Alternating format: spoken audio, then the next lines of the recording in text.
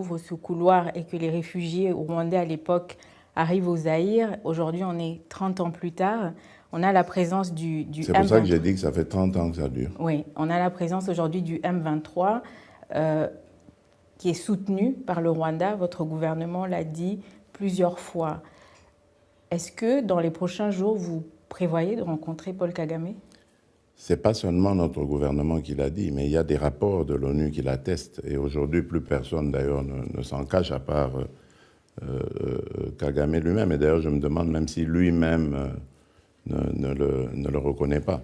Donc, c'est clair, nous sommes agressés par le Rwanda qui maquille cette agression en brandissant comme ça des supplétifs qui s'appelle le M23, faisant croire que ce sont des Congolais qui ont des revendications, alors que ce n'est pas vrai.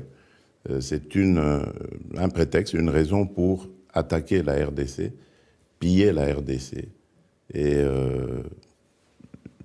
essayer de masquer évidemment tout cela par des prétextes fallacieux.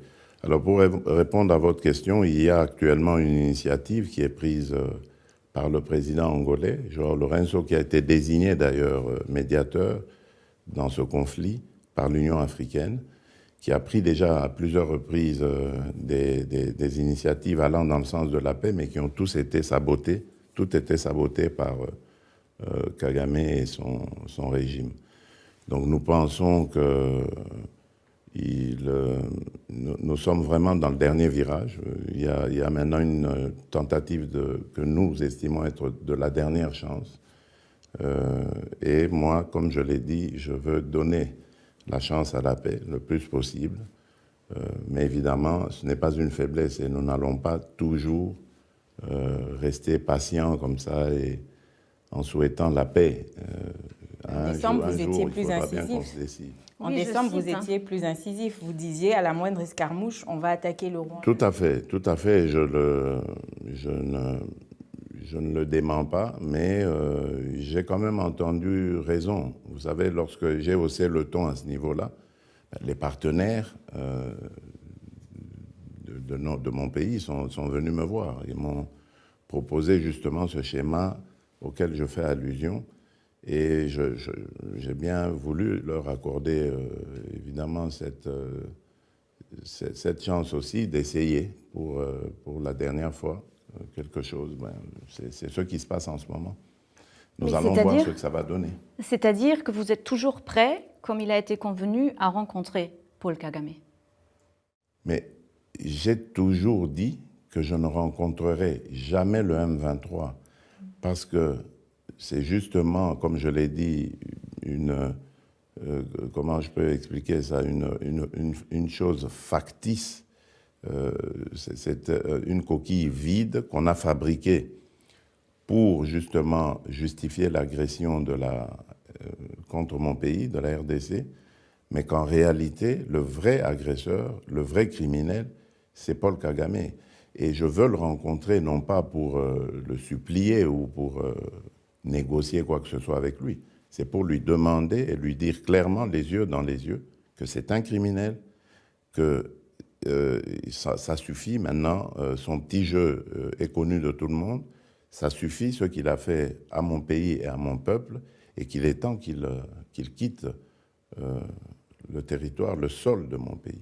C'est ce que je veux obtenir de lui, mais en le lui disant en face, parce que par presse interposée, parfois, ça n'a peut-être pas la même portée.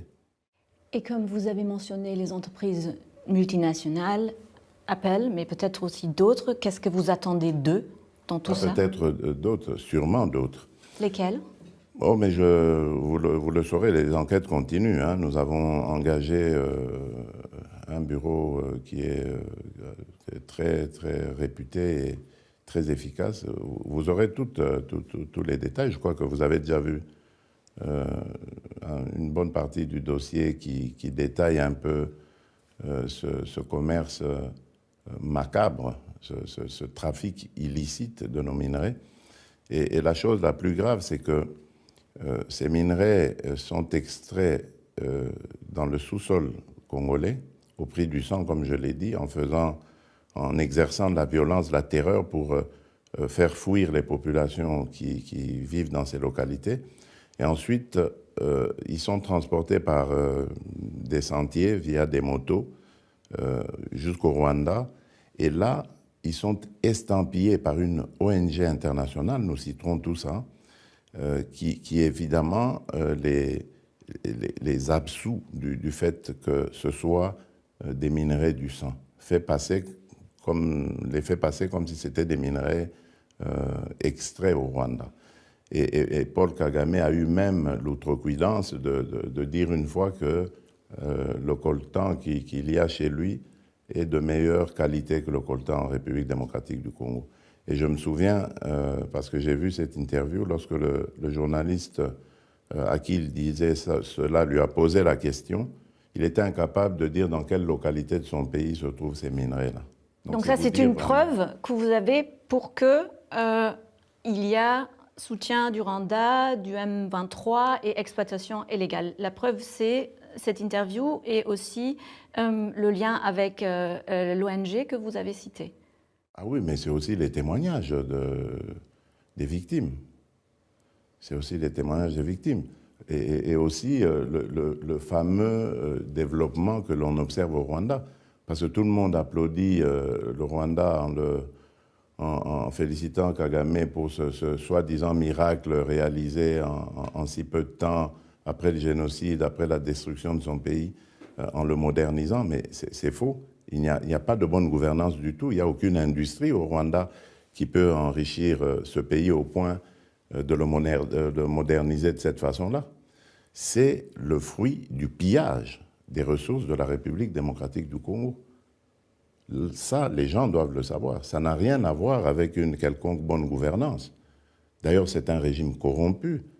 La pauvreté est galopante au Rwanda. Plus vous vous éloignez d'ailleurs de la capitale, plus vous la voyez.